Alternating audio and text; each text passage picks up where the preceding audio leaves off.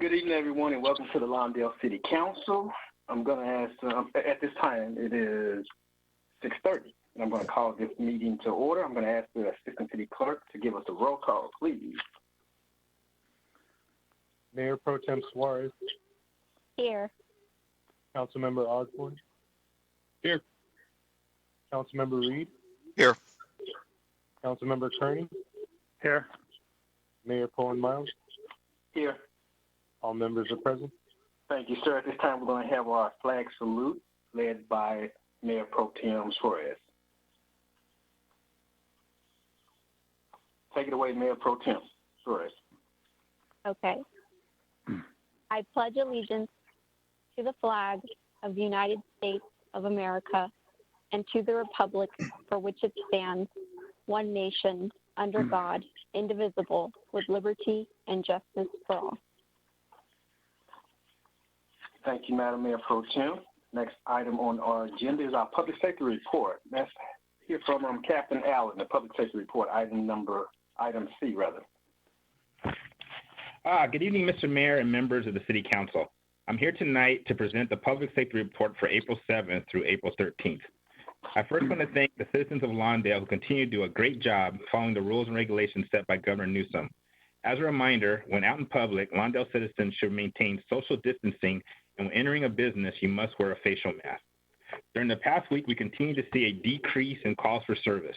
Overall, crime in the city continues to trend downward, specifically burglary and theft, which is down 29% and 22% respectively. We have seen, however, a slight uptick in shoplifting crimes. In most cases, stores have increased security personnel, which has led to the arrest of more shoplifters. We continue to remind the community to remove valuables from their parked vehicles and lock their cars in order to prevent thefts from vehicles, which is still occurring at too high a rate. The department continues to provide extra patrols to your big box stores, including Target and your CVS's. There have been no notable instances of crime or disturbances occurring at these locations. Lastly, the station still has not received any COVID-19 related calls from the community, but we continue to monitor and respond to any concerns related to this crisis. This concludes my report, and I'd be happy to entertain any questions you may have. Okay, thank you, Captain, for that report. Are there any questions of the Captain's public safety report? No questions. No questions. Sir. Okay, I'm going to ask that everyone just state their name really quickly before they proceed after they've been recognized. Go ahead, Councilman Osborne. No questions. Oh, is that one question or no question? I said no questions. Okay. All right. Just so we're all clear, a silence indicate that there is no questions or no on any item. So with that being the case, and there's no questions, I want to thank you, Captain Allen, for your report, and thank your deputies for the fine job they're doing for us. Oh, thank you. You're welcome. Yes, sir. Next item on the agenda, item D, or communications. Madam City Clerk or Assistant City Clerk, have we received any public comments? Yes, Mr. Mayor, we have 3 public comments, and I'll read them verbatim. Yes, The sir. first one from Johnny Castro, Lawndale resident. Can the mayor or council share a plan to reopen Lawndale businesses? Lawndale has many small businesses, which in my opinion should be able to open safely as long as the residents continue to follow the guidelines put in place. Okay. Next public comment from Randall Abram, Lawndale resident.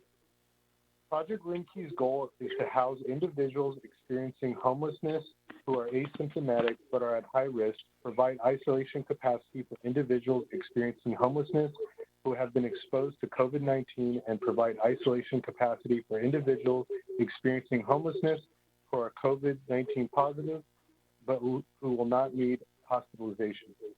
This is certainly a worthwhile goal, but it raises serious questions for Lawndale. With the current pandemic, travel has been severely impacted and hotels are facing financial difficulties with mostly vacant rooms. As such, Project Roomkey would appear an enticing way to bring in much needed income. One of Lawndale's hotels with 97 rooms has already entered into agreement and stands to gain around $50,000 or more for a 3-month contract. Will other Lawndale hotels follow?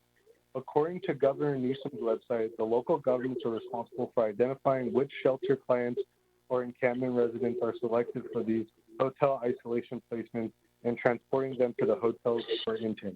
It would appear that there has been little, if any, coordination with the City of Lawndale, the local government here, to coordinate the use of a local hotel. Will Lawndale actually be responsible for identifying and transporting homeless clients to the hotel? Will any Lawndale homeless qualify for a room, or will only homeless from other communities be transported to Lawndale? What precautions can be taken to protect Lawndale businesses and residents from potential increase in COVID-19 cases in the community? Will those that test positive in hotel increase the number of cases reported in our community? What impact will this have on local law enforcement? Once placed, do residents stay the duration of the lease with Project Roomkey, or does the facility become a revolving door? Who will police the hotel to guarantee the rules of Project Roomkey are followed, as this is not a prison who guarantees that potentially contagious or positive residents do not leave and roam the area? Nursing homes and hospitals need to be certified prior to opening. Shouldn't a hotel provide the type of services advocated here need and also undergo a vigorous certification program?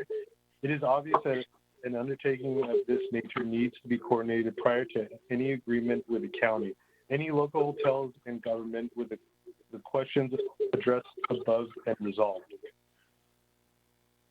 Okay, and the final and third public comment is from Pam London, Lawndale resident. This conversation is not in my backyard complaint. Let me be clear. For me, this is about the lack of resources here in Lawndale. We have heard complaints from residents. We have heard from law enforcement that their hands are tied when dealing with people's rights. Yes, homeless people need help, but not at the expense of everyone else. There has to be an answer that everyone can live with, not shoved down city throats with no recourse or new resources to handle things. For those that don't know, there will be approximately 100 new homeless people coming to stay at Best Western in Lawndale under one of the governor's latest emergency COVID-19 orders, Project Roomkey. No matter what you hear, this will not be a prison. These people will wander our streets, neighborhoods, stores, and parking lots. Shelter-in-place quarantine for some people, those just are words to ignore. No one from the state or county will be there to stop them. Lawndale does not have the numbers in law enforcement and emergency services to deal with this situation. When Roomkey is dismantled, those 100 homeless people will be dumped on our streets permanently. We will be left hanging in the wind with no recourse. Project Roomkey and city complaints have been all over the news for weeks now. In the past, I believe that I heard Steve Magdoki acknowledge that as city manager, he is ultimately responsible. Kevin, you're now the city manager, so I ask you, why does Lawndale not get out of there and stop this before there were contract discussions? Where was city representation warning about the damage this type of project could do for Lawndale, and how can it and will adversely affect the business and others now and in the future? We desperately need leadership. We are a small city with limited resources. We cannot stick our heads in the sand and expect this to blow over. Lawndale would need expert representation going forward. The ball has been dropped. It will take someone well-versed in this type of fight. I do not believe our city attorneys are it. We need more expertise in this arena. Sorry, Tiffany. We cannot afford to lose this fight. If the governor had his way, this would be a permanent shelter. We need leadership. Lawndale residents, I urge you to give them hell. Best Western BW customer SBC Mark Ridley Thomas can be contacted at 213-974-2222. Let BW Corporate know that you will boycott their hotel and affiliates. Check out the LA Times story. It suggests the state could purchase some hotels that are sheltering the homeless and turn them into permanent shelters. And that is it for public comment. Okay, thank you for those public comments, Mr. Assistant City Clerk. Let's bring back up to the diocese for any comments regarding public comments. Yeah. Let's see if Councilman Osborne has anything you want to add. Thank you. Yes. Going down the line, I think to answer Johnny Castro, I I agree with his sentiments, but again, that's something that's out of the city's hands as far as opening. That's going to come directly from the governor. But I agree with his sentiments. I think it's terrible that these places, that some stores can have social distancing and some don't, but I agree with his sentiment. And following along with Mr. Abrams and Ms. London's comments, I think every question that they raised in their written statement, the same questions the council's already asked, because this is a thing that was basically snuck in on us from the county, and that's why we're trying every legal ability to try and stop it. But all those questions have already been asked in discussions from the council and the staff, and I agree with their comments on trying to fight this, and that's all I got. Okay, thank you, sir. Councilman Reed. Good evening. This is Dan Reed. I appreciate everybody. I kind of agree as well. And Mr. Castro, just a comment, we do have some small businesses which are still open, and appreciate not only them being open, but the residents that are going to them. So that's a good thing. Let's stick together. It'll be well. And yes, in regards to Mr. Abrams and Ms. London, we have asked these questions. It's not necessarily something that we had an opportunity to stop in advance, but we've been operating on it and we'll continue to do so. That's all I have. Thank you. Thank you, sir. Councilmember Pat Kearney. I just have one thing. The Wicked Witch and her flying monkeys from the COG gave us the heads up this was coming.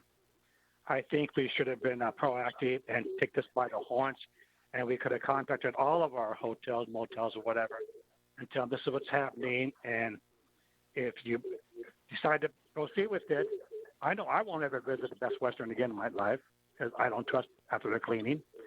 But we should have handled this when we got notice of it, not put it on the back burners, and we could have maybe bit out from underneath this already. And with that, I'll pass it on to Mayor Pro Tem Flores. Thank you, Mayor Pro Tem Flores. I think my colleagues mostly spoke about all the items. Some of these things are outside of our control. So we're taking a look at what our options are, and that's what we will be discussing later. Thank you. Okay, thank you. I just want to add, I too agree with Mr. Castro that opening up the cities on businesses that we rely on. Of course, sales revenues are significantly down for the city as a result of this pandemic. And of course, the city's not only feeling it, but the local businesses as well. So as soon as we can get the businesses open, we definitely invite that. As it was stated, unfortunately, this call is made by the governor's declaration. And so as soon as the governor has lifted those declarations, I know there's talks now in the governor's office and throughout the county Department of Health on a recovery and a reopening plan. And we hope those plans are put in place as soon as possible so that we can open the local economy. But once again, we have to rely on the state to make those orders. And commenting on both the other speakers' comments about the Operation Project Room Key, yes, this was definitely, there's a lot of moving parts to this issue. And I can't tell you the countless hours that I have worked on this issue from the time we got the announcement announcing that the county had entered into an agreement with the Best Western Hotel. And some of this, I don't really want to get into the weeds because some of them may result in some type of legal action.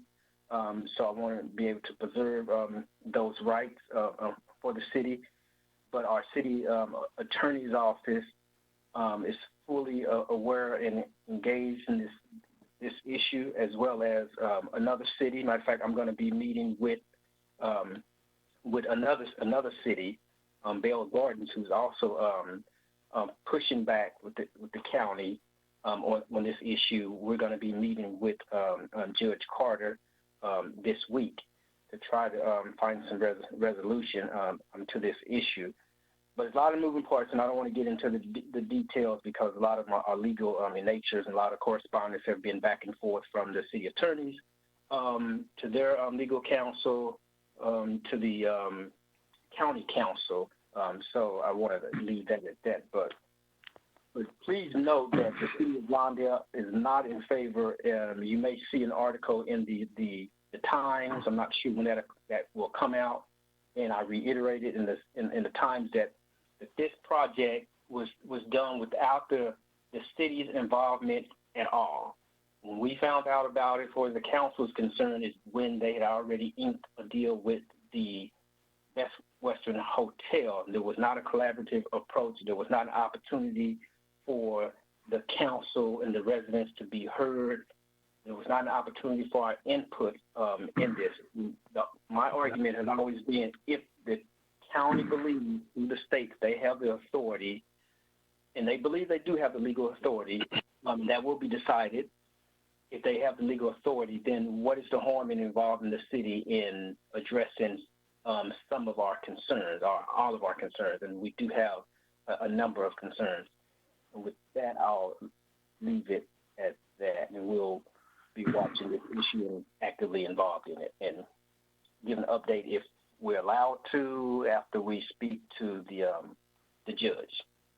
I'll say that depending on what the judge has to say. With that, we'll move right along. Thank you, everyone, for providing those comments and the council for the feedback. We're now at item F. Item F is the consent calendar, 1 through 7, and there's also an item that the city attorney may need to read, item number 4, the adoption of the Los Angeles County Fire Code. What is the pleasure of this body concerning the consent calendar? Mayor, this is Councilman Kearney. I have a couple questions. Okay, yes, sir. On the accounts payable register, I don't know if we all read it, but I read it down where we pay all city management, which is a crossing guard, I believe. We paid them recently $6,787.97. And then our Lawndale beat, we recently paid, or in the process of paying them, $37,125.93. The crossing guard service is monthly, and the Lawndale beat is every 2 months. I'd like to make a suggestion that we suspend these two until further notice, and then let's form a budget committee and discuss this afterwards. I know the school district is going down to two times a week in the near future, and our ridership is way down on the beat because I watched the beat go by my house, and I've been to 3 crossing guard sites, and there's only one child that's crossing by himself, and that's a middle schooler. So I feel that we should suspend these until further notice. Save this, what do we save in $44,000 every 2 months and a month. So I recommend we suspend these if possible. Okay. Mayor, City Council, this is Mike Estes here online. Did you guys want a little explanation of those? Okay, let's look at it. You're coming in pretty hot. Yeah, let's really loud, Mike. That one. Item 5. Anyone want explanation? I mean, for the purpose of this ordinance tonight, I don't know if that would have a bearing on it. Although I invite the discussion. This is the accounts payable registry that's already due. Am I correct? Correct. Yes, Mr. Mayor, I just wanted to clarify that all city management services, that is an older invoice. I believe it's from late February, early March. I'll have to look it up, but that was an invoice that was missed. That's not a current invoice. All city management is 100% paid up after this invoice for crossing guard services during the school year. Okay, great. Okay, this is Councilman Curdy again. That's fine, but why do we need them? There's no school going on, Mike. We're paying an expense that we do not have to pay. But well, Councilman, the school grab and go meal crossing guard program was discontinued 2 weeks ago because it started off on fire, and then the people crossing just really dropped. It went from in the 30s each day down to about a dozen per day, and that was discontinued. So this all city management cost of $67.67, number 199401, is an older invoice that was missed while school was in session. So this is a catch-up payment, and why it was missed was simply just probably from lack of staff being in the office due to the before they got remote access at home. Okay, my question to you, Mike, is we said you were paid up for this year, correct? School year?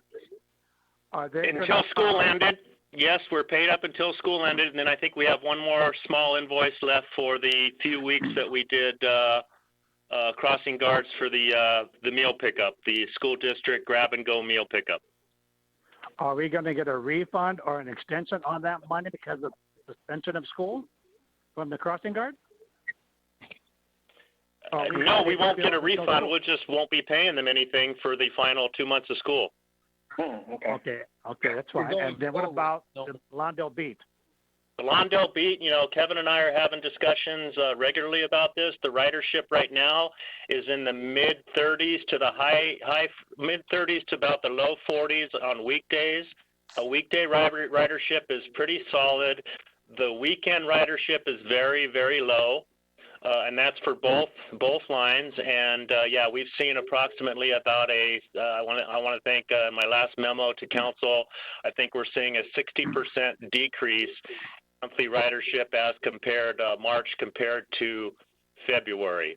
And, we're monitoring this. A lot of people use the service, first responders, people that need to get to work, the elderly that need to do their shopping. So, Kevin and I have discussed this a few times a week since the ridership has plummeted, and that's where we're at right now. Well, here's my suggestion to that problem. We have two senior transit buses. The Lawndale Beat does not go out of Lawndale besides the Green Line. Why can't we suspend that bus, Lawndale Beat, and use our transit drivers and our two buses and our van to shuttle those important people that are working and going to school, whatever. The Green Line, using that, because we have staff here on site. We're missing the mark somewhere again. We don't need the Lawndale Beat. I watch the Lawndale Beat go by my house, Mike, and there's two people on there during the week. Well, that's residential. I'm just stating the ridership is low 30s to mid 30s to low 40s during the weekday at different times, and they're probably mostly the high times. And your comments are taken seriously. Well, it's not a comment. I'd like to see it suspended. We have two buses. We have two buses and a van. Why can't we utilize those and put our staff back to work? Those could be options. Yeah, why don't we at least take a look at those options to see if that's a viable options? I mean, I don't know what all details, if there's any contractual issues that we have with the operator of the beat that would preclude us from suspending it. Or if there's any type of employment issue that would prevent us from using the current operators that operate the senior trolleys, senior bus for a short fixed route. But maybe you guys can just look into it and bring us back. Yes, Mr. Mayor, this is Kevin Chun. We can look into that issue. Mike and I can look into that a little bit further, and we can have something for you we'll have information for you later on this week. Hey, Robert. Okay. Yes, sir. Robert? Yes, sir. Robert? Yeah, it's Jim. Yeah. Go ahead, Jim. Yeah, I agree with Pat's observation, and I brought this forward to Kevin a couple of weeks back, because it's empty every time I see it traveling on the major thoroughfares. But you asked a question. I want to make sure that was clear, Kevin, that our contract allows us to suspend it indefinitely. You're going to find that out and then report back to us. Yeah, we'll look at the contract provisions to see if that's something that we can do. But just to let the council know, up to this point, We've been monitoring what's happening in the bus industry, if you will. We've been looking to see what Metro has been doing with their bus line in terms of service. And Mike's point earlier, we do know that there are people using the bus line for various purposes, whether that's for work or for essential shopping purposes. And we have seen the numbers decline. And it's something that we did want to bring back to your attention now and again to let you know, to see if you wanted to make changes to that operation as well. But again, we haven't recommended closing the bus line, mostly because we've been trying to mirror what other bus agencies have done as well. And the fact that it is being used for various useful purposes like work and shopping. Mayor, this is Councilman Kearney again. That's all fine and great, but it only travels within the city of Lawndale. We have 2 buses and a van that we can transport those same people. And my question is, we have all these people at home with all these vehicles in the street. Why can't one of their relatives take these individuals to work, to shopping? Why is the city being tagged for this money when it shouldn't be? We're coming into a budget crunch, and we got to save every penny we can, Kevin. And I think we should suspend. If it's a national emergency, state of emergency, the governor said. I think that could be suspended then. Be glad to do that if that's what the council wants. But like I said, we can come back with some more specific information so that the council can then take a look at and make a recommendation to staff or give And staff. also, Jim, again, just a quick question for Mike. How much are we subsidized on it, Mike? Lawndale Beat is 100% Prop A. Okay. Mm-hmm. That's fine. Yes, No general fund revenues to operate the Lawndale Beat. That's what I thought. Okay, thank you. But Prop A money could be used somewhere else, correct? Of course. Yes, it could always be used somewhere else. Okay, Mayor, those are my questions. Okay, Concerns. thank you for the question, Councilman. Okay, so they'll bring us back a report on suspending the lines or alternative modes of transportation that we can use. Okay, with that, we're still on the consent calendar, item F. There's 7 items on the consent calendar. Mr. Mayor, Councilman Reed, Yes, sir. if there are no further questions, I'll make a motion to approve. Okay, the motion has been made. Mayor, Councilman Kearney, I'll second it. Okay, the motion has been made by Councilmember Reed and seconded by Councilmember Pat Kearney. I'm going to ask the city attorney to read item 4. Mayor, Yes, this is first ordinance reading. number 1171-20, an ordinance of the City Council of the City of Lawndale, California, amending portions of Lawndale Municipal Code Chapter 15.20 to update the Uniform Fire Code adopted by the city by reference, by adopting the 2020 Los Angeles County Fire Codes with local amendments and a finding of exemption from CEQA. Thank you. Thank you. Are there any additional questions or debate on the motion? Seeing none, would the council please vote? I'm going to ask the Assistant City Clerk to give us a roll call on the vote. Thank you, Mr. Mayor. On a motion by Councilmember Reed and a second by Councilmember Kearney to approve consent calendar item 1 through 7, Mayor Pro Tem Suarez, Yes. Councilmember Osborne, Yes. Councilmember Reed, Yes. Councilmember Kearney, Yes. Mayor Pullen Miles. Yes. Motion passes 5-0. Thank you. Item number 8 on our agenda under administration, designation of a city agent in applying for reimbursement from the California Governor's Office of Emergency Services. Let's have the staff report. Good evening, Mr. Mayor and members of the City Council. I appreciate the opportunity to explain to you tonight the procedures required by state and federal agencies when making a request for public assistance. In order to obtain reimbursements for expenses related to the COVID-19 pandemic, the city has begun the application process for federal aid through the Federal Emergency Management Agency, or FEMA.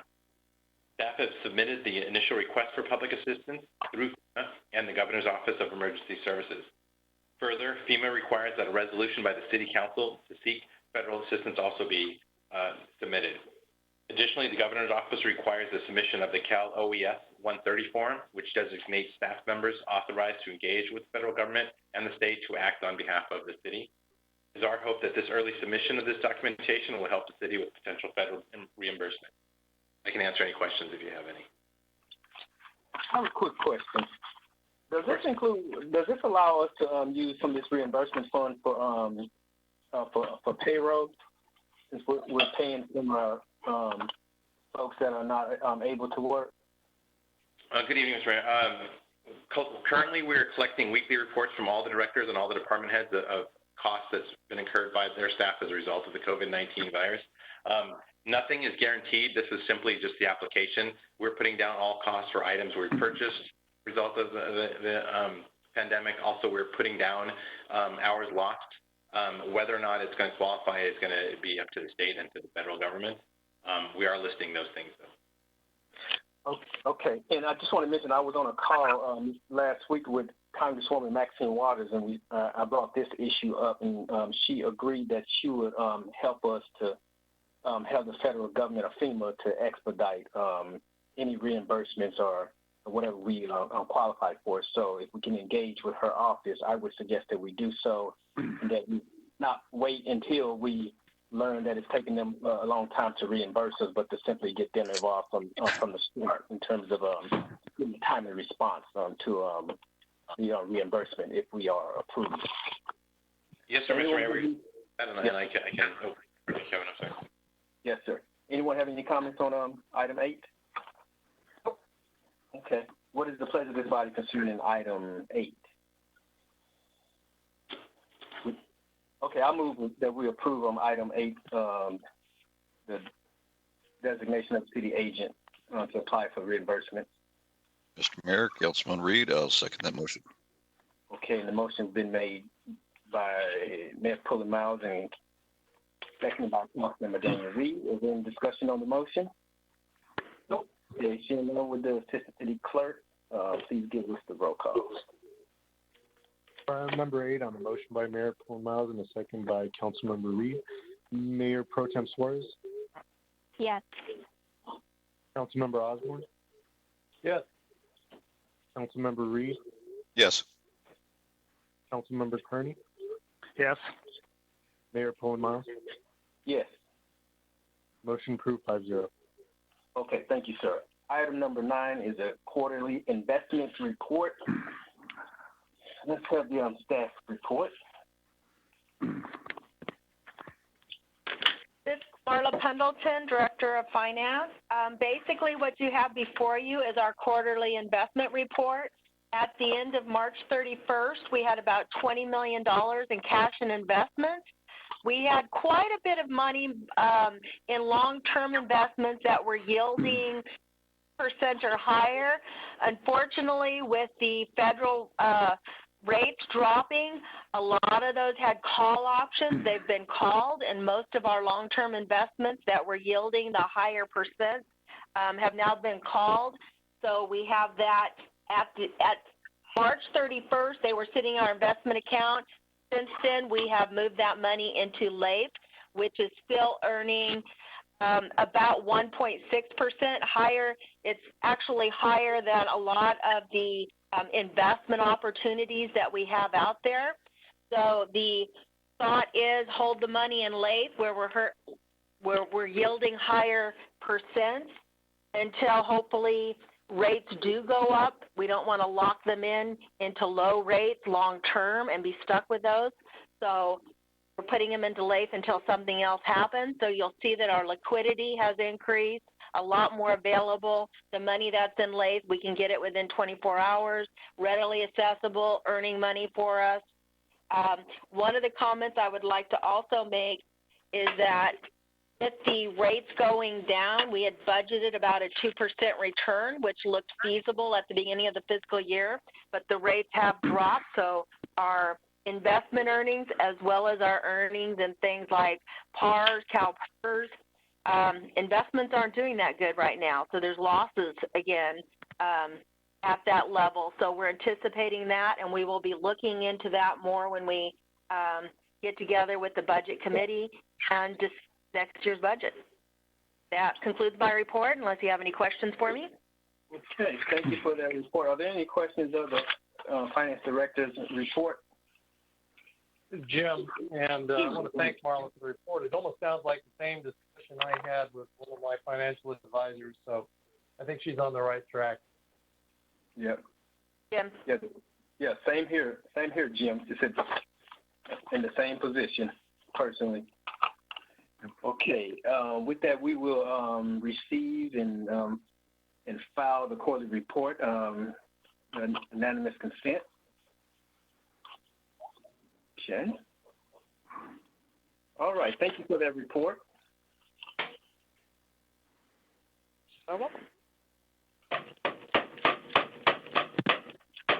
Okay, next item on our agenda is item H of the City Manager's report. Thank you, Mr. Mayor. I don't have a report for tonight. Okay, thank you. Okay, items from the City Council. Anything that City Council would like to add tonight? Let's start with Councilmember Osborne. Thank you, Robert. I have two kind of like question comment things, mainly for the city manager. Kevin, you know, we looked at a while back at the development of a corner of Manhattan and Hawthorne, and it looked like it was going to be developed as a hotel. But in light of what's transpiring now with the county, can we look at that again, just as it relates to what we're dealing with the best question? Does it look like if we build a new hotel, is this still going to be a possibility that the county could do something like this again, where they usurp local control and try to turn it into another homeless shelter? I mean, that wouldn't be, I think, the ideal sentiment of the council when we approve that property for sale and so forth. Like, just to be looked at and discussed. And then the second thing is, I don't recall seeing an answer. I think I'd heard it just in discussions with other elected colleagues. As far as we know, within the South Bay region, how many cities now are being affected by this move by the county? I know of Lomita, Lawndale, and as Robert said, was it Bell Gardens? But that's not South Bay. My question is specifically, any of these cities being having the homeless moved into their hotels? Because I've not heard of that. It almost seems like it's been selective, and that's what I'd like to find out. How many other South Bay cities have been, if they have at all, been affected by this? Yes. That's it. Yes, thank you, Councilmember Osborne.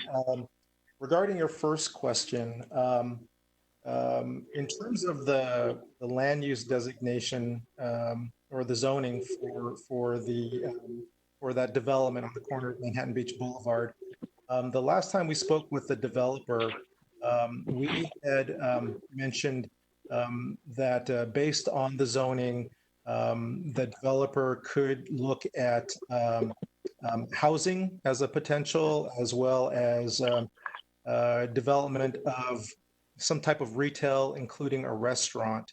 And where we left the meeting was the developer was going to look into potential high-end retail type businesses or tenants that could go in there. That was, I believe, probably the latter part of February. And since the whole COVID-19 crisis broke out, I haven't had a chance to follow up with Sean. Sean Moore, our Community Development Director, maybe you have some further details on where we are? Yes, good evening, Mr. Mayor and council members. This is Sean Moore, Director of Community Development. The applicant has filed a amendment, specific plan amendment, but for office mixed use. As you know, the properties under the Hawthorne Boulevard specific plan, it's designated as retail commercial. So he was seeking a different designation under the Hawthorne Boulevard specific plan. Specifically, we recommended general commercial. He was opting for office commercial because office commercial allows a higher density. The developer has indicated the market is oversaturated for a hotel use, but Kevin and I both encouraged him to consider a restaurant use as well as retail, high-end retail uses, and to look at other uses as well. They've indicated that they're not interested in doing a hotel at this time on that site. Yeah. Say that again, Sean. They're 100% in favor or not in favor? They're not, according to Mr. Ali Awad and his group, the market's a little oversaturated with hotels because they own hotels in Hawthorne and other areas of Torrance, that they feel the market in Lawndale is oversaturated for hotel uses. So Kevin and I both have encouraged Mr. Awad and his investment group to look at, higher end uses like higher end retail, fast casual, restaurant sit down, as well as other related uses. They did file an application for office commercial to change the designation, but I encouraged that and wrote an incompleteness letter to them. Okay. Thank you. Yep. And Councilmember Osborne asked you your second question regarding which other South Bay cities may be participating. It is a question that we've asked, and the county has not been that forthcoming regarding what other cities beyond Lawndale and Lomita. I was on a conference call today with a couple of the county supervisors, and they seem to have a little bit different of a tone now. I think with more cities objecting to the Project Room Key and how it's been rolled out, they are saying that they want to partner with us, they want to work with us, they want to help figure out our concerns. And one issue that did come up was information on hotels. And one of the supervisors did say they wanted to be transparent and make that information available. So I'll work with our supervisor or the county CEO's office to see if we can get a hold of that information. Great. Thank you, Kevin. Welcome. Mr. Mayor, one question. Yes, sir. I believe we read an email to council and email that I think Hawthorne has hotels for the homeless too, and Torrance, if I'm not mistaken. Well, allegedly there's 11. Right. But I think, Yes, and one of the emails we received from someone, I can't remember who, it has Hawthorne and Torrance are also opening hotels. And I don't know if those are the Motel 6s that the governor is talking about. What I'm also mainly curious of, and I hope it's not the case, where they just excluded, let's say, the Hill, Palos Verdes, not that there's, well, you have Terranea up there. Yeah. They should put it up there. Yeah, but the beach cities have a lot of hotels, more than even any of the inland cities do. And I'm just curious, are they excluding the beach cities? Well, yeah, and that's why we was interested in knowing where these 11 hotels are located in and why it's so secretive. Right. It's like they're trying to, well, we know what they're trying to do. Okay. Yeah. Okay. Let's hear from Councilmember Daniel Reed. Good evening. Yes, thank you. So I did have a call with the supervisor's office as this stuff was beginning to come to a head and pushed for some information. And I know, Mr. Mayor, that you had some follow-ups as well as Kevin. So, we're all pushing in the same direction to get more information and take it from there. Appreciate that. I also met with city staff at Best Western with LASA and the folks from PATH and the service provider that was laying out plans. We voiced all of our specific concerns in addition to the fact that no one gave us any heads up. So, we'll continue on that. And that's the only things that I have in current activity. Everyone stays safe and happy. Okay. Thank you, sir. Councilmember Pat Kearney. Oh, I just have two things. The first one is we have to get going and form this budget committee ASAP because next thing you know, we go to bed tonight. Tomorrow will be July 1st. And let's get it handled beforehand, not wait till the last minute. And also to be transparent with the city, I'd like to have a closed session put on for maybe May 18th, a 6-month employee evaluation for the city manager. Okay. If that's possible. Maybe Tiffany can chime in there. Yep. That's possible. Yeah. And that's it. Okay, thank you, Councilman. Mayor Pro Tem Bernadette Suarez. I have nothing to report at this time. We have a lengthy discussion ahead of us. Yes, we do. Thank you, Bernadette. I do want to thank the staff and everyone from working remotely and keeping the city afloat, and particularly those who have to still work in the public works, department and show up every day to do whatever they need to do to keep the city afloat. I know it's kind of, we're all fragmented in our different spaces or what have you, and I just want to thank them for all what they're doing in this time. I do have one question for the city manager, or an observation. I won't go into the operation project room key. We kind of discussed that, and we'll continue to discuss that, and we'll see what comes out of the discussions with Judge Carter. I do want to bring it to the City Manager's attention about the cleanliness of the city. So I walk around the city even before we had the stay-at-home order. I walk around, when I say walk around, I actually walk like block to block, easily 4 miles, on the weekends. And now that we're sheltering in place on the weekdays, and I'll tell you this, and it has nothing to do with the homeless. I mean, the homeless, they do their share of leaving debris and food items and all that kind of stuff, on our curbs and things of that nature. But you generally don't see the homeless actually internally inside the streets. They're usually on the main, arteries or what have you. So this kind of stuff is coming from inside. People are just throwing stuff on they're abandoning items. Yes, and I'm not talking about heavy pickup items. That is happening as well. I mean, you think of it, it's been left on the curb. It's been left, in the public walkway. And I'm just wondering, is there any way that we can have someone or service that we can provide where they go from different streets and actually clean the street?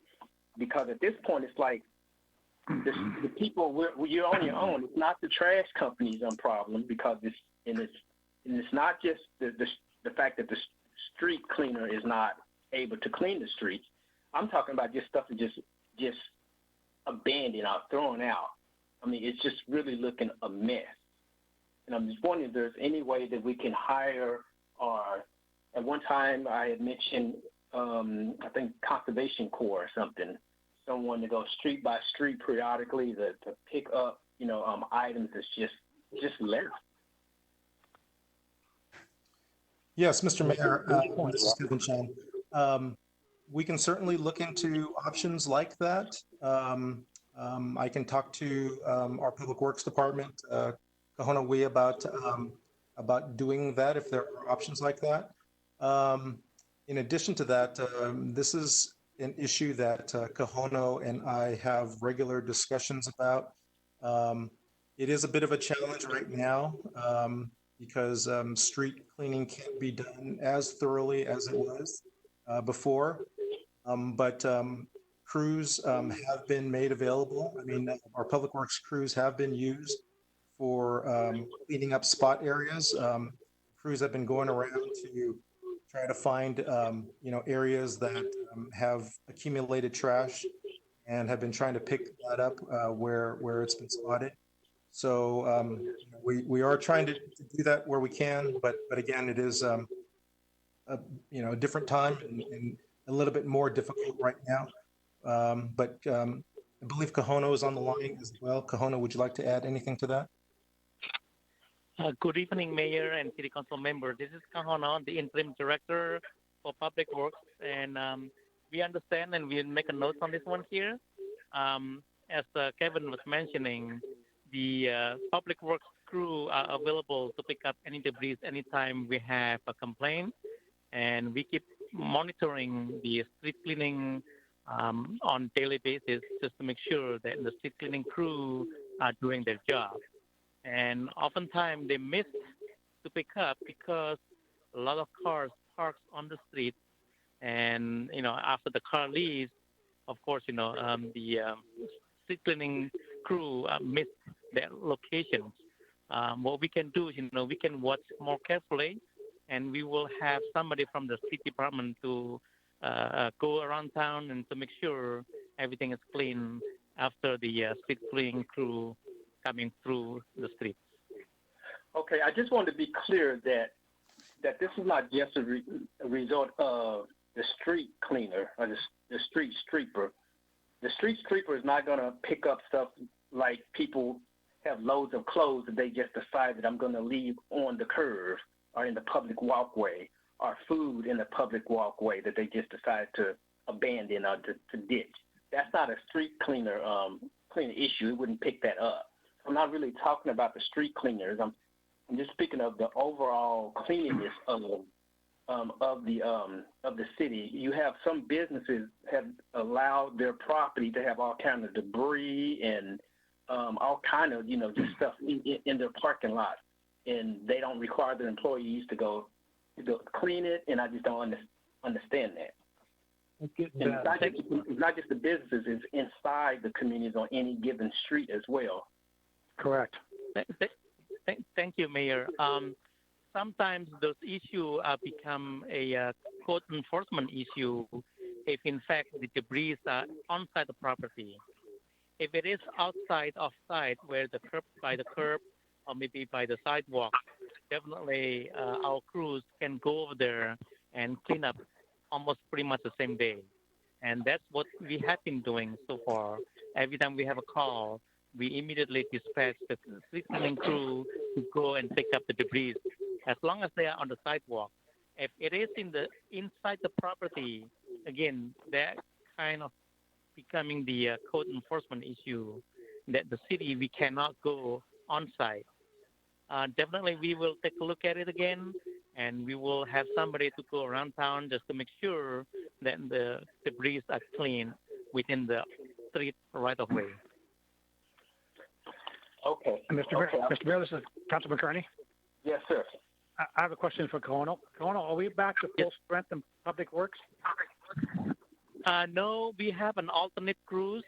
We have a Team A and Team B where they have coverage on full coverage everyday basis, but we split the crew into two different crews.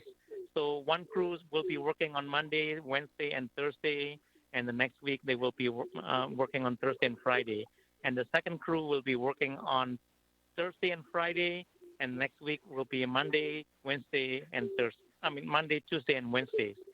So we have full coverage, but only a skeleton crew at this point. Well, is there any way we can get the Public Works staff back full time? Because I concur with Robert. I walk this city every day, and I have pictures of junk, piles of junk, that it's after the trash men come, and it's not their responsibility. And I see our Public Works individuals drive by and have a blind eye. Why do we have to call? Somebody has to complain about it when we have Public Works people on the street every day, and they can't look down streets to see this stuff? I think we need to be back to full strength in Public Works. Yes. Okay. I can take a look at it, and then we can discuss it. I will keep you in the loop. Okay. Of course, we'll talk to Kevin tomorrow and address this concern. Okay. Thank you. Sounds good. Thank you. Thank you. Thanks for that, Connor. Thank you. Oh, thank you. Okay, with that, we'll close comments from the mayor and the council, and we are now at item J on our agenda, which is a closed session. I'm going to ask, how many we have? We have one closed session.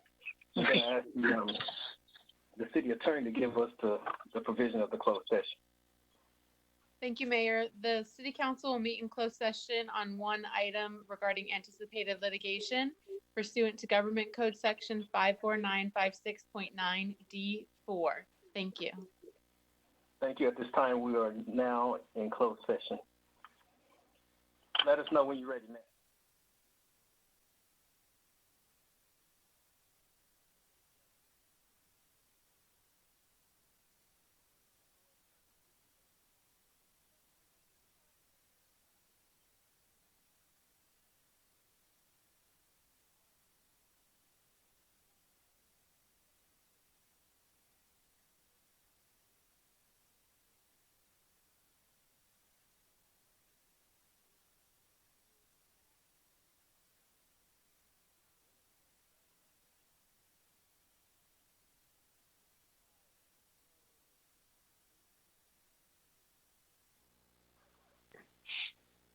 Okay, we have returned from closed session. I'm going to ask the city attorney to give the report of the closed session.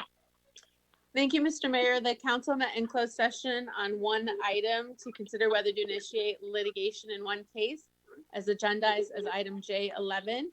The council was updated, no reportable action. Thank you. Okay, thank you for that report. Okay, it is now 8:01. It's time for adjournment.